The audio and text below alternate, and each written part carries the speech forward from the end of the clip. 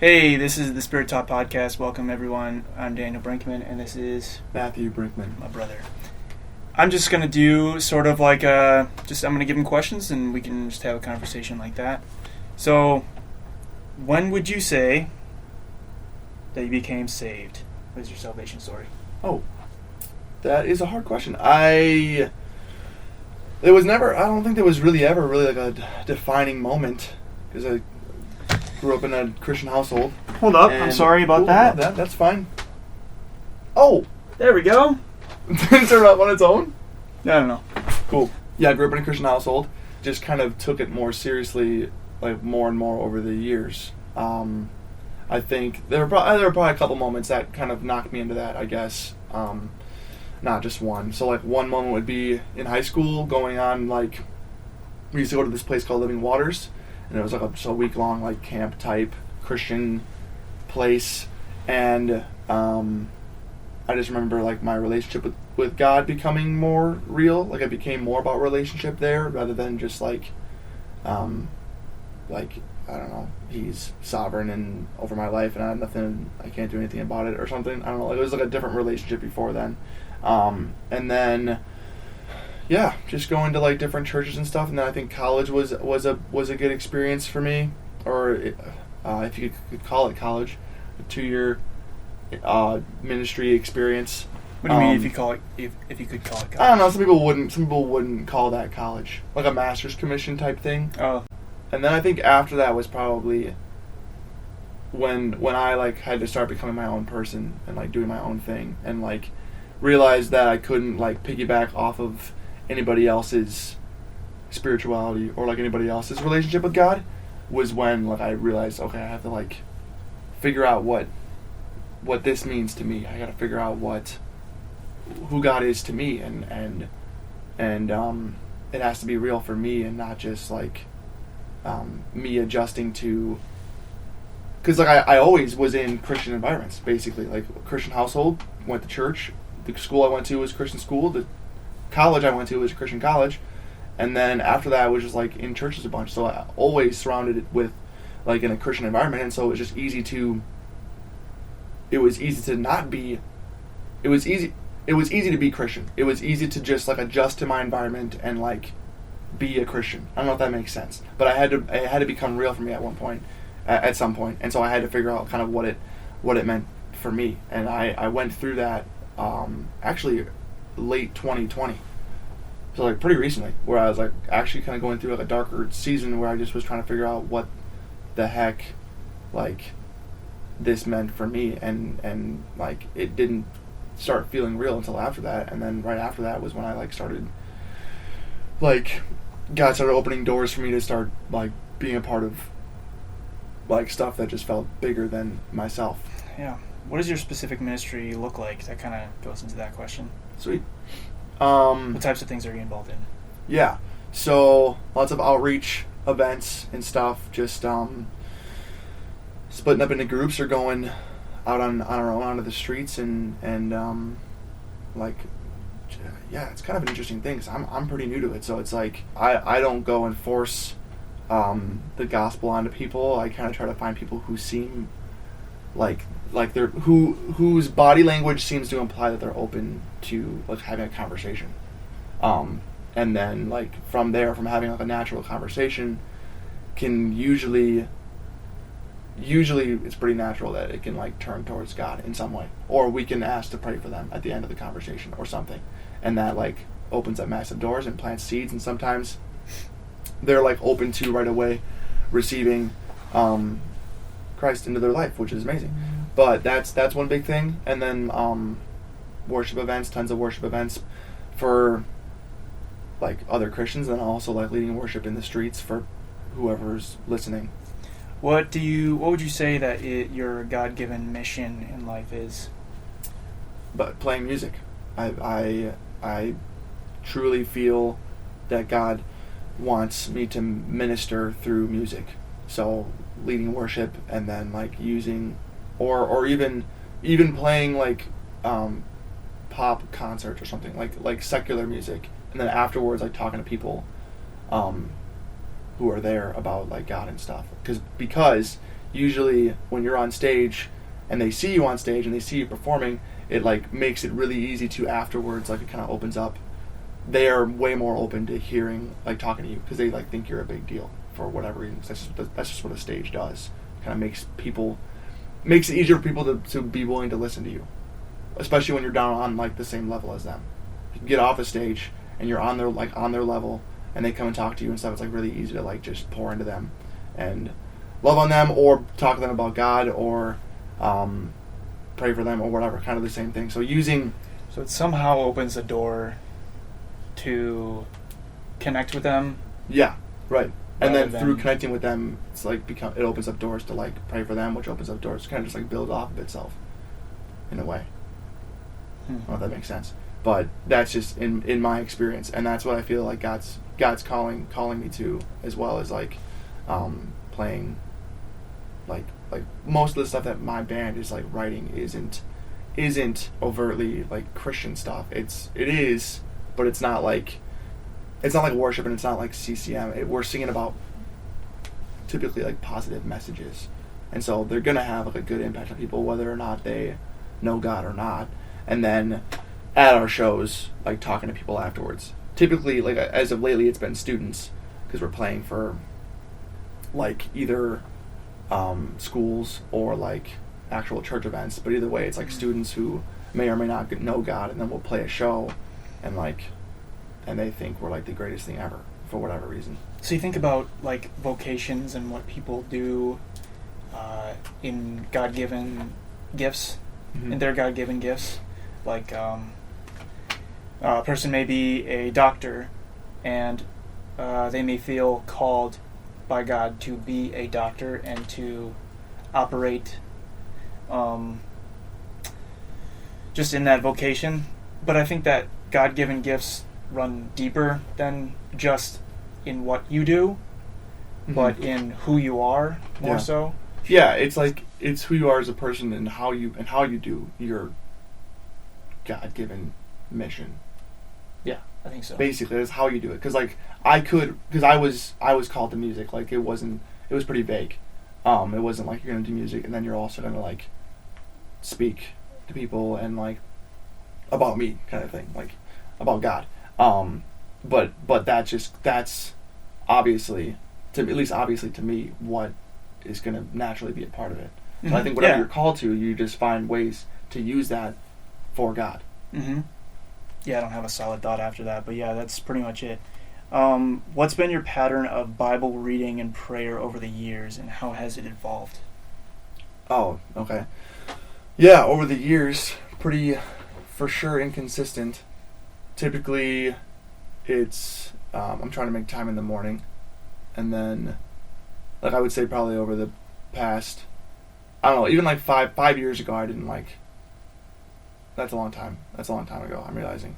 But like 5 years ago, I like didn't really have like a prayer or like Bible reading.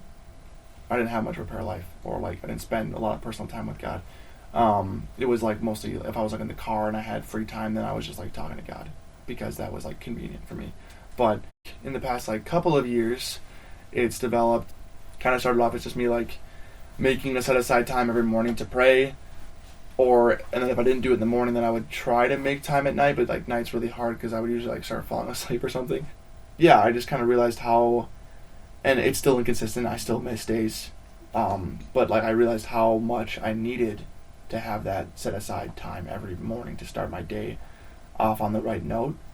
Yeah, and I know I have to be intentional about getting like time alone with God, like time away from, and the reason I say that is because the reason I specify like alone is because I've also I try to make it a habit over the years of like spending time with God throughout the day, like not hanging up the phone on Him like in the morning and then just like never talking to Him at all until the next morning. I try to like, it's like a lot of little things. Like I'll see something, or it's a lot of me thanking Him for things throughout the day. Like I just realized things that I'm grateful for, which like could also be like, you could also refer to that as like worship or praising Him. Like I'm just grateful and I'm like giving Him the glory for that thing or that situation or what that person said or whatever. If I don't get it for a few days, I end up getting like really anxious or like even depressed and stuff. So like it can have like a pretty big negative effect on me. So I had something else, but I'm blanking on what it was. Okay. Well, that's good. I mean, that answered my Good question. enough. It's Good enough. I was thinking the other day that our disposition could be really after being thankful for what we do have rather than always being in a constant state of like asking for things all the time. Yeah. I mean, yeah, it's like we know we don't want to have prayer time be limited to just sitting down and asking God for things, but I mean just like daily life and throughout the day, just having that disposition of the abundance that He's given us rather than so much so like, oh God, I'm so weak, like I can't do anything, like I need you so much. Like those things are good, but I think what actually gives us I guess the empowerment is to be reminded of the truth, I think, in ways, and I think that reminding ourselves of what we do have in Christ, I think, can change our attitudes and stuff. Yeah. What does intimacy with God look like to you? It's making that alone time. Kind of like that kind of just goes right with it, but it's also like being very vulnerable and real and being like, I mean, God knows everything, but just being willing to talk about like the real stuff and the like the painful stuff or things that are humbling. I'm very internal with the way that I like process and like think about things and whatever, and so like sometimes even like in worship, I'm like not actually vocalizing my worship at all. It's like all internal, and it can be kind of a humbling thing actually for me to vocalize it, but I think that's like necessary. I think that like that almost because it almost makes it more valuable like to God because I'm humbling myself by doing that. Like that like is harder for me to do. I don't know if it actually means more, but I feel like it means more to God because it's like a more difficult thing for me to do rather than just like, I don't know if that makes sense. Yeah, I think it makes sense. I think sometimes where I've experienced like where the praise and like thanks wells up so much that I just can't help myself and it just go crazy. But I think it just has to be a natural thing. Probably. Yeah. I would say I think it has to be a natural thing, but like letting it just flow out like naturally, but there is still like this aspect of just telling yourself to praise God in that way. I think also is honorable or pleasing to God, to feel like it's pleasing to God, to just submit like yourself to God, or like that kind of a thing where like I don't feel like praying right now, but I'm gonna pray. I'm gonna do that. I'm gonna force myself. I'm gonna tell myself you're gonna do this. Telling your flesh to submit because you know that your spirit wants to, but your flesh is fighting hard not to do it. Right. Yeah. I think. What has been on your heart lately? Oh, what the heck? Okay, that's a hard question. What's been on your heart? Speak from your heart. Well, I don't know immediately. That's why it's a hard question. Search within. Find it. Oh, okay. Yeah. God's been giving me more boldness lately. Kind of through all like the ministry stuff we've been doing. Sorry. And you're good. I genuinely feel like the Lord gives me like words of knowledge for people sometimes, like things that they like specifically need to hear, or like God gives me words to like pour into them that I need to tell them, and sometimes I don't because I question like, oh, that's not God, so they don't need to hear that necessarily, and then I just like don't speak up because I'm like too shy or timid or whatever. And so I feel like God's been kind of nudging me towards like just committing and doing that, even if it's uncomfortable for me, which it is 100% uncomfortable for me. So I've been making steps. I've been taking steps towards doing that. Like, even when it's uncomfortable, just like speaking what I think I'm hearing from God to people. And it sucks sometimes because it's like awkward and there's like not always a confirmation that like that was from God or that they needed to hear that or whatever. But I just have to trust that it was, and I'll kind of just like know that in my obedience, God's gonna like, there's gonna be a reward, like in my obedience in that, like hopefully it grows and I'll start like knowing for sure, or I'll start hearing more from the Lord. And so just trying to be more obedient to what I think He's speaking to me, I guess, in general. Mm-hmm. What makes you feel most alive? I don't know why that just felt like the most unrelated question to what we were just talking about, but or it could be the most unrelated. I could talk about like bombing hills on my longboard at like that's what 40 miles an hour. If that's what makes you feel most alive. I don't know, but yeah, I know that. Okay, that's a good point. There's a certain state I get in when I'm drumming. Why does this feel closer to my face all of a sudden? Don't know. There's a certain state I get in when I'm drumming. Some people call it like the flow state. Some people call it like, I don't know, meditating or something like that. Whatever. People call it different things. People have different names for it. But like, for me, it like actually is a spiritual thing where like I feel like, I literally feel like more connected with God while I'm like, when I get in this like state, and then like my drumming just kind of comes naturally. And I think it's because like there's a certain amount of confidence when I like feel like what I'm doing is for the Lord and like the Lord is pleased with what I'm doing.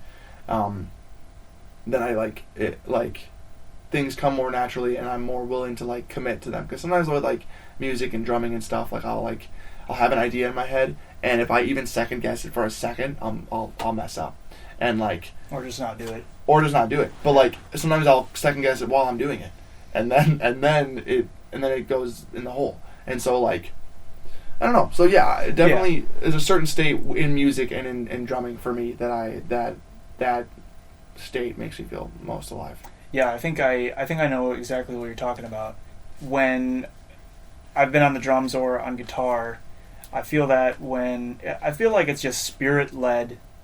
I guess I would just relate it to anything spirit led when you have the confidence and you're just doing it, mm-hmm. and it's the Spirit moving through you.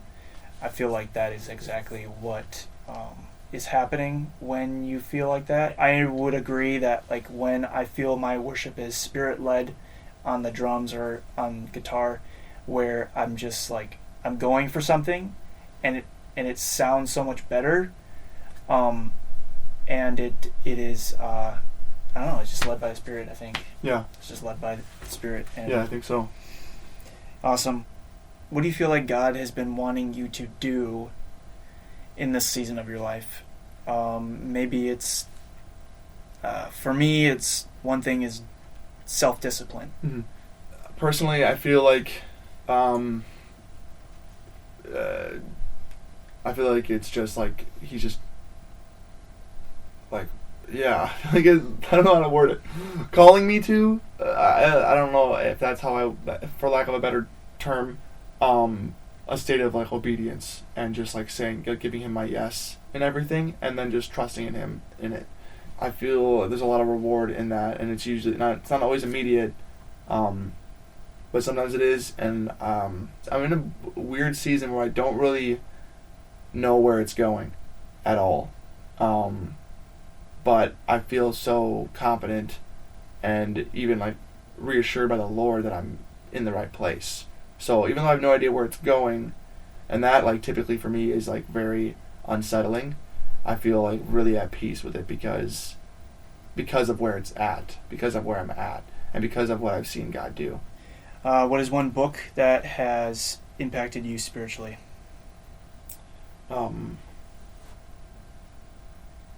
It's been a while since I've read it, so that's what I was thinking. But it's Radical. Okay, I've read part of that one.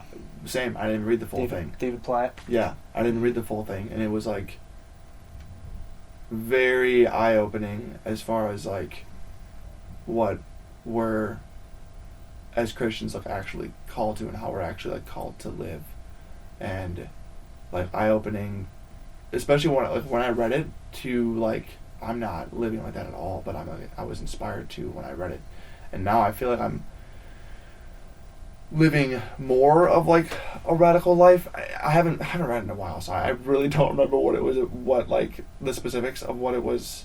Of what do you remember? Like what he kind of the lifestyle. I remember the gist of kind of what he was saying for the first 2 chapters or something, or whatever I read. Actually, it was a long time ago too, so I don't really. It's been a while. I need to reread it, but I remember that really impacting me, and like I feel like really relates to the season I'm in right now, which is kind of encouraging. Maybe that's why I thought of it, because like it's kind of like the stuff that I'm living in right now, which is like, when I read the book, I was like, yeah, I don't, because I was just in a place in life where I just was like, didn't think I was capable of ever,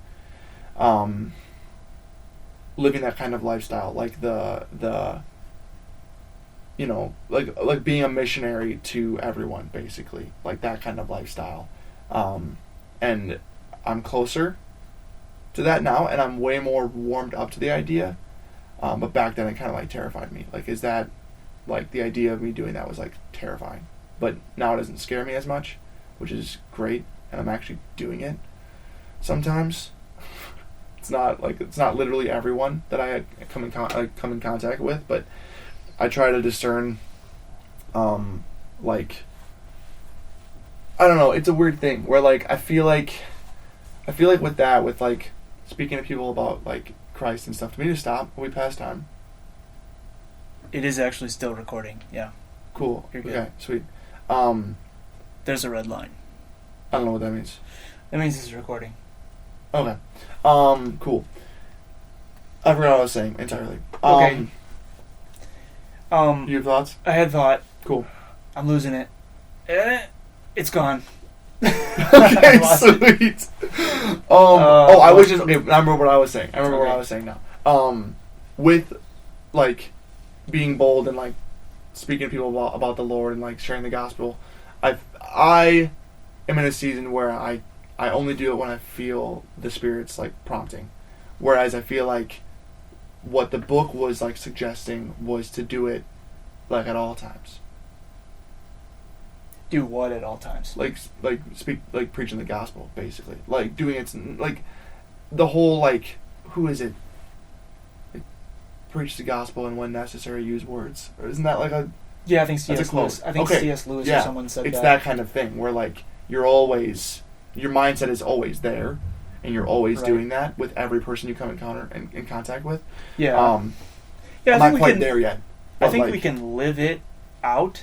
Yeah. By preaching the gospel with our lives. Yeah. But I'm pretty big on really being led by the Spirit to do something, to speak for someone or into someone's life, or to do something rather than at all times, because I feel like we can really easily get into a works-based acceptance, like God accepts me. Right. And if we feel like we need to, it's an obligation, I think, that we can fall into. Mm-hmm. So, which I don't remember what the book was talking about exactly with that, but right. But yeah, I'm definitely big on that, because I feel like, I mean, obviously, I think that's what Jesus did, because he said he only did what he saw the Father doing, and he didn't heal everyone that he came into contact with. He healed so many people, but he didn't heal everyone he came into contact with. Mm-hmm. Dude, so that is pretty much exactly what I was like, what I feel too. So like with that, part of the reason why I feel so strongly about like waiting for the Spirit's prompting is because me personally, if I like force myself just to like start talking to somebody about God, it feels 100% me, and not God. It feels 100% like I'm doing it of my own strength, right? And then it never accomplishes anything. Like. Right. Maybe I planted a seed. Maybe. I don't know. Or maybe they think I'm a total, like... And maybe God still used freak. That. Yeah, right. And I believe God can still use it. But but usually it can be very discouraging for me. So I literally have to kind of be, like, careful about that. Yeah. Yeah. Right now. Yeah, I think it's a growing process. Next question. Bible verse you've been thinking about, or passage been on your mind lately? Romans 12:2. The whole yeah. the whole just like idea that I need the Lord to like renew my mind before, and then transformation will come like naturally. And so like I've been actually praying about that a lot, like that the Lord just like changes my thinking, and like, or shows me something that like allows me to see things in a new way, or like, because like, dude, I don't hate sin enough. I wish I hated sin more. So I've been like praying. I've been praying that like God like helps me like see sin more clearly, and how like more how He sees it, so that I can like hate it more, and then in that it'll be easier for me to not give in to stuff as often.